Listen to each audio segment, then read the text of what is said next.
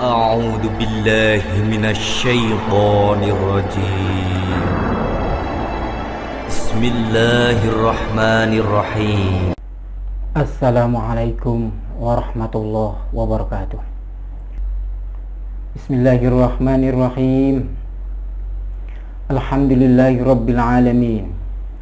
Wassalatu wassalamu ala sayyidil mursalin Muhammadin wa ala alihi wa sahbihi ajma'in. Asyhadu an la ilaha illallahul malikul haqqul mubin wa asyhadu anna Muhammadan abduhu wa rasuluhu shadiqul wa'dil amin.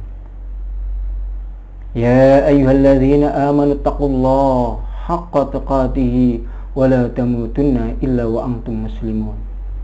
يا أيها الناس اعبدوا ربكم الذي خلقكم والذين من قبلكم لعلكم تتقون. يا أيها الذين آمنوا اتقوا الله وقولوا قولا سديدا يصلح لكم أعمالكم ويغفر لكم ذنوبكم وَمَنْ يُطِعِ اللَّهَ وَرَسُولَهُ فَقَدْ فَازَ فَوْزًا عَظِيمًا. Saudara-saudaraku kaum muslimin dan muslimat di mana saja Anda berada. Pada kesempatan kali ini saya ingin menyampaikan tentang dua seruan Allah, dua perintah Allah yang harus segera kita laksanakan. Tidak harus menunggu saat kita pensiun. Tidak harus menunggu saat usia kita sudah tua. Tidak harus menunggu tahun depan. Tidak harus menunggu bulan depan, minggu depan, atau kita tidak harus menunggu hari esok. Tapi kalau bisa, mulai saat ini kita laksanakan.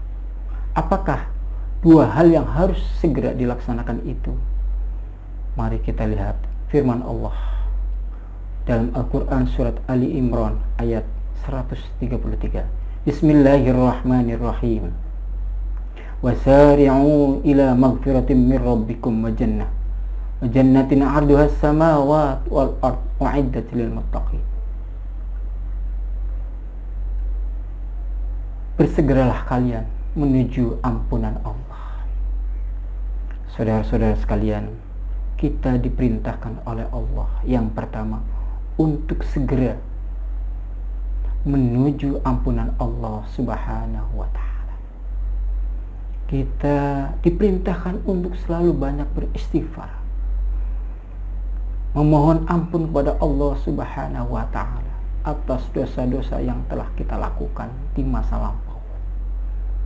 Mengapa kita harus segera?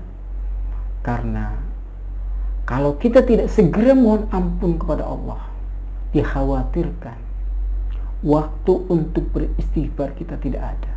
Artinya usia kita khawatir sudah tidak ada. Karena kematian itu adalah gaib. Tidak ada yang tahu, hanyalah Allah. Ada orang yang paginya sehat, sorenya sudah meninggal. Ada yang malamnya sehat, paginya sudah meninggal. Oleh karena itu, mari kita memperbanyak diri untuk mohon ampun pada Allah Subhanahu wa ta'ala. Dalam sebuah hadis, Rasulullah mengatakan salah satu di antara yang harus disegerakan adalah bertaubat.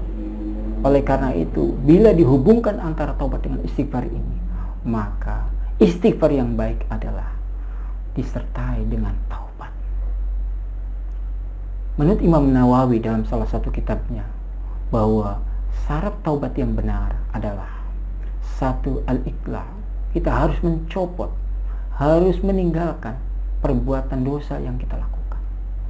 Yang kedua, harus an-nadam. Kita harus merasa menyesal perbuatan dosa yang telah kita lakukan. Yang ketiga adalah azam. Kita berjanji untuk tidak akan mengulangi perbuatan dosa itu. Sebagaimana firman Allah, ya ayyuhalladzina amanu tubu ilallahi taubatan nasuha.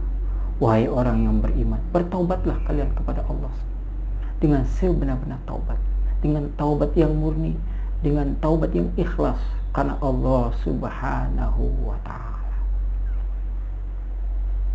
Hadirin yang dimuliakan Allah Subhanahu wa ta'ala, Nabi kita Muhammad sallallahu alaihi wasallam selalu beristighfar setiap hari 100 kali.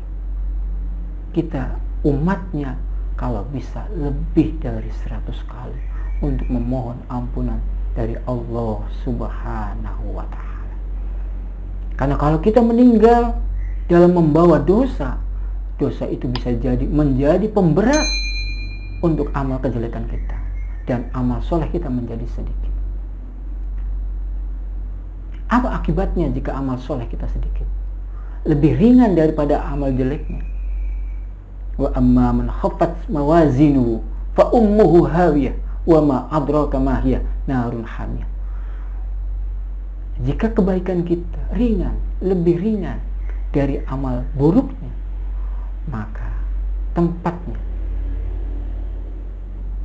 adalah narun hamiyah, hawiyah. Apa itu hawiyah? Hawiyah adalah narun hamiyah, neraka yang sangat panas, api yang sangat panas. Oleh karena itu, saudaraku, semuanya saja marilah kita mempercepat diri untuk segera beristighfar, mohon ampun kepada Allah Subhanahu wa ta'ala, disertai dengan taubat yang benar.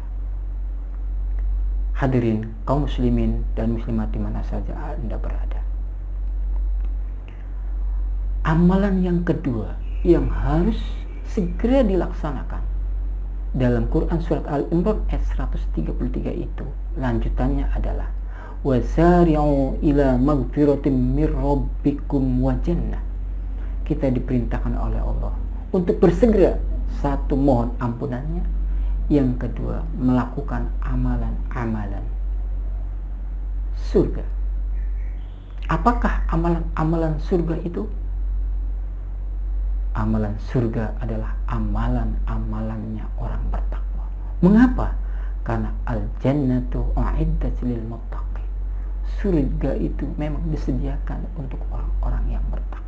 Jadi saat kita berbicara amalan-amalan surga, itu berarti amalan-amalannya orang yang bertakwa. Apakah amalan-amalan orang bertakwa itu? Pastinya menjalankan perintah-perintah Allah dan meninggalkan larangan-larangannya. Hadirin yang dimuliakan Allah Subhanahu wa ta'ala, mengapa kita harus segera melaksanakan amalan-amalan surga itu? Karena tadi khawatir waktu kita untuk beramal sudah tidak ada. Kenapa? Karena umur kita sudah tidak ada. Karena kata Allah, idza jaa ajaluhum la yastakhiruna sa'atan wa la yastaqdimun. Apabila telah datang ajal mereka, ajal kita